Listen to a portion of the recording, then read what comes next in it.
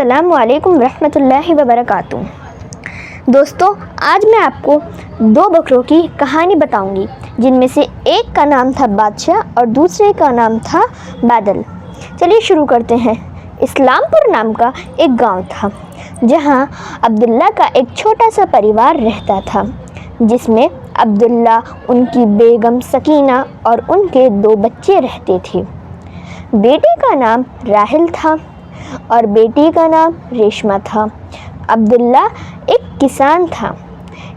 ایک دن ان کے گھر پر مکان مالک آیا اور کہا کہ اگر انہوں نے اس مہینے کا اور پچھلے مہینے کا کرایہ کل تک نہیں دیا تو انہیں یہ گھر چھوڑنا پڑے گا۔ ان کی بیگم یہ سن کر بہت پریشان ہو گئی، اور جب عبداللہ گھر پر آئے تو ان کی بیگم نے ان سے کہا، تو یہ سن کر عبداللہ بھی بہت زیادہ پریشان ہو گئے، کیونکہ وہ تو پہلے سے ہی بہت زیادہ غریب تھے۔ عبداللہ کا پریوار بہت زیادہ غریب تھا اور ان کے اوپر اتنے سارے قرضہ بھی تھے۔ وہ اپنے مالک یعنی کہ جن کے پاس وہ کھیتی باڑی کا کام کرتا تھا، ان کے پاس گیا اور کہا کہ مالک، آپ مجھے کچھ پیسے ادھار دے سکتے ہیں؟ میرے گھر کی حالات بہت زیادہ خراب ہیں۔ تو ان کے مالک نے ان سے پوچھا کہ کیا پریشانی ہے عبداللہ؟ انہوں نے کہا کہ میرے گھر پر کل مکان مالک آئے تھے۔ انہوں نے کہا کہ اگر ہم نے کل تک ان کا کرایہ نہیں دیا تو ہمیں یہ گھر چھوڑ کر جانا پڑے گا۔ یہ سن کر ان کے مالک نے انہیں کچھ روپے دیے اور کچھ بکرے دیے، جو ان کے بکروں کے بچے دیے جو ان کے پاس موجود تھے، اور وہ بکروں کے بچے بہت ہی زیادہ خوبصورت تھے، اور کہا کہ انہیں پال پوس کر بڑا کر کے اچھا کھانا کھلا کے پال پوس کر بڑا کرنا اور پھر انہیں اچھے دام میں بیچ دینا۔ عبداللہ ان دونوں بکروں کو گھر لے کر آیا۔ ان کا بیٹا راحل یہ دیکھ کر بہت خوش ہو گیا اور اللہ سبحانہ وتعالیٰ کا شکر ادا کرنے لگ گیا، کیونکہ اسے بھی بکرے کے ساتھ کھیلنا بہت زیادہ پسند تھا۔ لیکن اپنے گھر کی یہ حالات دیکھ کر اس نے کبھی بھی اپنے بابا اور اپنے امی سے بکرے کا ذکر نہیں کیا، کیونکہ وہ بہت زیادہ غریب تھے۔ تو ان کے ابو نے راحل کو وہ بکرے دیے اور کہا کہ بیٹا، اب سے یہ بکرے تمہاری امانت ہیں، تم انہیں جنگل میں لے کر جاؤ گے اور ڈھیر سارے ہرے بھرے پتے کھلا کر پال پوس کر بڑا کرو گے۔ پھر ایک دن راحل ایسے ہی ان بکروں کو جنگل میں لے کر جاتا ہے اور پتے کھلاتا ہے،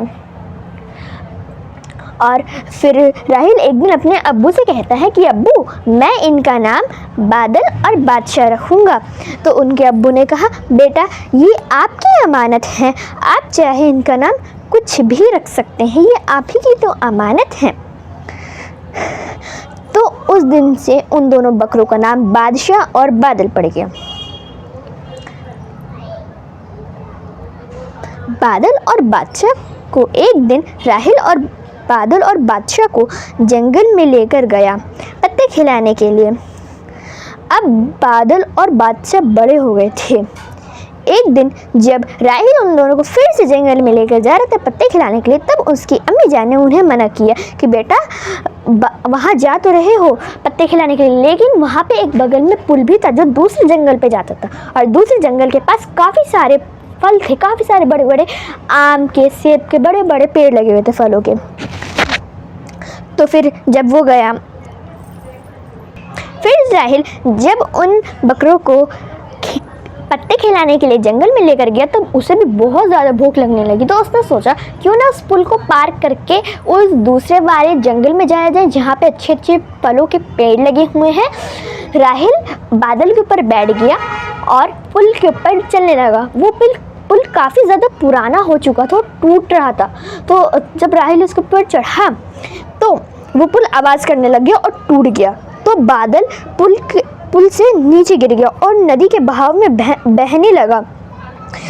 راحیل نے سوچا کہ بادل کو بچا لوں گا، لیکن ندی کا بہاؤ اتنا تیز تھا کہ راحیل بادل کو نہیں بچا پایا اور روتے روتے گھر واپس آ گیا۔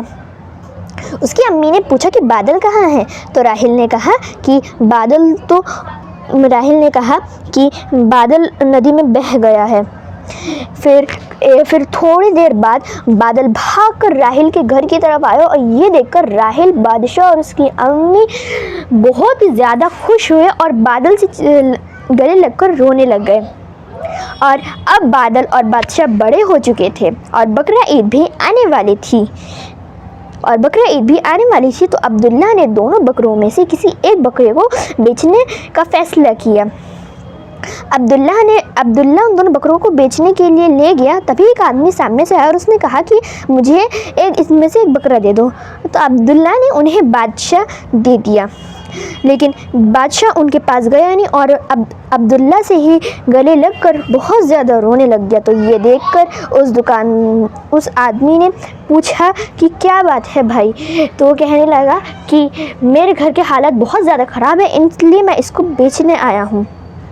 تو یہ سن کر اس آدمی نے اس کو کچھ پیسے دیے اور بادشاہ کو اپنے پاس رکھنے کے لیے کہا۔ پھر وہ بادشاہ اور بادل کو لے کر گھر آ گئے۔ اب بقرہ عید بھی آ چکی تھی اور انہوں نے سوچا کہ اب بادشاہ اور بادل کو اللہ کی راہ میں قربان کیا جائے۔